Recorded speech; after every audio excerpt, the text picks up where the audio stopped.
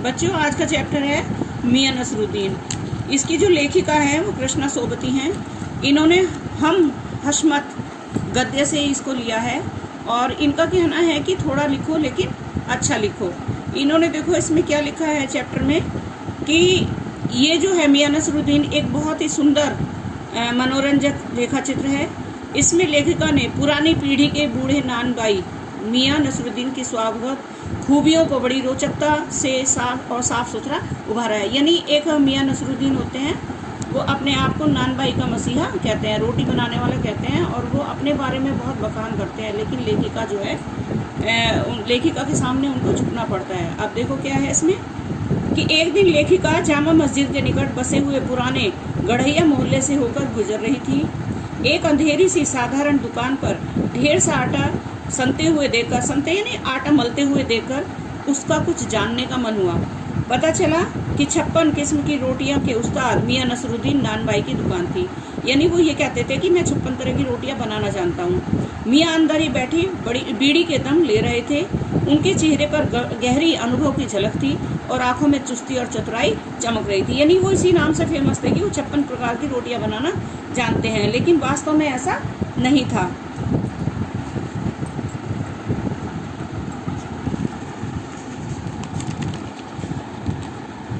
लेखिका ने मियां से प्रश्न किया। लेखिका उनके पास पहुंच गई और वो पूछने लगी कि उन्होंने इतने किस्म की रोटियां बनाना का हुनर कहाँ से सीखा। अपनी बेपरवाह खास अंदाज में उन्होंने लेखिका को बताया कि नानबाई का काम कई पुश्तों से उनके घर में चला आ रहा है।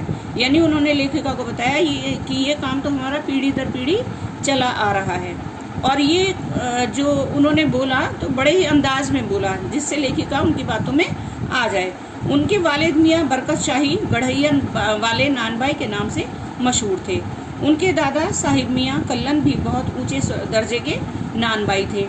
मियां नसरुद्दीन ने खानदानी शान का एहसान करते हुए बताया कि यह रोटी बनाने का खास हुनर उन्होंने अपने वालिद साहब की खिदमत में रहकर सीखा। उन्होंने लेखिका को बताया कि ये उनके पहले पीढ़ी दर पीढ़ी ये जो काम चला आ रहा है नानबाई का, और उन्होंने उन्हीं से ही ये जो काम है रोटी बनाने का अपने बड़ों से सीखा है। मियां नसरुद्दीन ने लेखिका को बताया कि हुनर सच्ची लगन और मेहनत से सीखा जाता है। अब वो अपनी तारीफ करने लगे कि इसे सीखने के लिए हुनर चाहिए और सच्ची लगन चाहिए और मेहनत चाहिए। जैसे पढ़ाई में अलिफ से शुरू होकर आगे बढ़ा जाता है। यानी शुरू से वर्ण से लेकर पढ़ता है बच्चा और उसके बाद फिर कच्ची पक्की से होते हुए ऊंची जमातों में पहुंच जाता है। यानी पहले शुरू क्लास से वर्ण से चलता है और बाद में बड़े बड़े अक्षर पढ़ने लग जाता है। वैसे ही हुनर सीखने के लिए उससे जुड़े छोटे से छोटे काम स्वयं करने पड़ते हैं। यानी जब उन्होंने ये हुनर सीखा तो बहुत छोटे छोटे कामों से उन्होंने इसकी शुरुआत की। छोटे काम से फिर बड़े कामों की तरफ बढ़ा जाता है और इस तरह से करते करते जो प्रैक्टिस में आ गए तो उनको नानबाई का मियाँ कहा जाने लगा, उनका नाम हो गया। मियाँ ने अपनी बात स्पष्ट करते हुए कहा कि उन्होंने भट्टी में आंच देने और बर्तन धोने तक के छोटे छोटे काम अपने हाथों से करके रोटी बनाने का इल्म सीखा था। यानी उन्होंने इसकी शुरुआत कहाँ से की कि शुरू में तो उन्होंने पहले भट्टी बनाई और भट्टी में आंच देने यानी भट्टी झोंकना सीखा, बर्तन मांजने सीखे। इस तरह से छोटे छोटे काम करके फिर वो रोटी बनाने के काम तक आए। दुकान पर भी वे सीधे आकर नहीं जम बैठे थे, लेकिन जब उन्होंने सीख लिया था तब भी वो जमकर दुकान पर नहीं बैठते थे। दुकानदारी और ग्राहकों का सीधा अनुभव पाने के लिए उन्होंने बहुत समय तक खोमंचा भी लगाया था। खानदान की बात आते ही मियां नसरुद्दीन के चेहरे पर बड़प्पन की एक चमक आ जाती थी, क्योंकि उन्हें लगता था कि वो बहुत ऊंचे खानदान से हैं। तो जब वो अपने खानदान का नाम लेते थे तो एक चमक उनके चेहरे पर आ जाती थी। उनकी छाती गर्व से फूल उठती थी। इस चीज़ का उन्हें बड़ा प्राउड था कि भाई हमारा खानदान का शुरू से नाम चलता आ रहा है, तो इसलिए वो गर्व से फूल उठते थे। मियाँ खानदान की बात किसी भी सूरत में नीचे नहीं रहने देते। उन्होंने गर्व से लेखिका को बताया कि उनके बुजुर्ग बादशाह सलामत के खास नानबाई रहे हैं। अब उन्होंने बताया कि जो उनका खानदान है वो बादशाह सलामत के खास लोग थे। बादशाह सलामत के कहने पर उन बुजुर्गों ने ऐसी चीज़ बनाकर खिलाई थी कि जो न आग में पकती है न उसमें पानी लगता है। अब बादशाह सलामत का नाम या फिर एक खास चीज़ का नाम मियां नसरुद्दीन सभी को बताना ज़रूरी नहीं समझते। शायद उन्हें खुद भी पता नहीं, क्योंकि रियलिटी तो यह है कि कोई बादशाह से उनका कोई संबंध था ही नहीं। लेकिन अपनी शान को ऊपर रखने के लिए वह अपने खानदान पर घटती हुई एक कहावत कहा करते हैं, खानदानी नानभाई कुएं में भी रोटी पका सकता है। यानी उन्होंने अपनी खूबी बताई कि कुएं में भी रोटी पका सकते हैं, लेकिन ऐसा तो होता नहीं है। लेखिका ने भट्टी पर पकने वाली रोटियों की किस्में जानने की इच्छा प्रकट की। अब लेखिका को ये क्यूरियोसिटी थी कि 56 प्रकार की रोटियां कैसे बन सकती हैं, तो उन्होंने उनसे यही सवाल किया और उनसे पूछा कि कैसे। इस पर एक अजीब सी खींच उनके चेहरे पर उभर आई।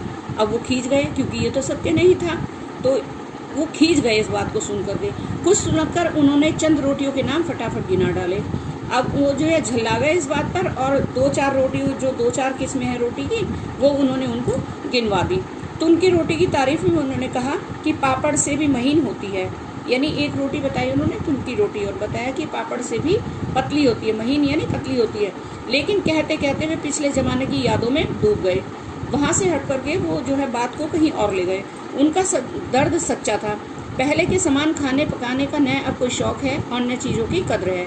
आज के ज़माने में तो भारी और मोटी तंदूरी रोटी का बोलबाला है। अब वो बताने लगे कि आज के समय में जो है लोग बाग जो है तंदूरी रोटी खाना पसंद करते हैं, जो बहुत मोटी होती हैं। अब क्या बनाएं और क्या खिलाएं। तो कहने का मतलब